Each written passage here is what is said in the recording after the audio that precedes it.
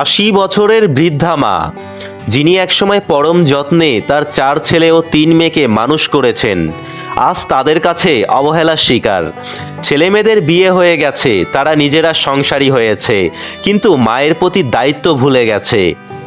ছেলের বউরা মায়ের প্রতি যত্ন নিতে নিষেধ করে, আর ছেলেরা মায়ের কষ্ট দেখেও নির্বিকার থাকে। বৃদ্ধা মায়ের স্বামীও বহু আগেই মারা গেছেন। নিঃসঙ্গ জীবনে কেবল অতীতের মধুর স্মৃতিগুলোই তার সঙ্গী। পৌষ মাসের শীতে একটি পাতলা কম্বল গায়ে দিয়ে তিনি দিন কাটান। পুষ্টিকর খাবার যেমন গরুর গোশত বা ইলিশ মাছ বহুদিন তার মুখে তোলেনি। এই মায়ের জীবন একসময় তার সন্তানদের ঘিরেই ছিল। তিনি তাদের সুখের জন্য নিজের সমস্ত আরাম আয়েশ ত্যাগ করেছিলেন। অথচ আজ সেই মায়ের কষ্ট দেখার কেউ নেই। সমাজের এই নিষ্ঠুর বাস্তবতা আমাদের হৃদয়কে ভারাক্রান্ত করে তোলে।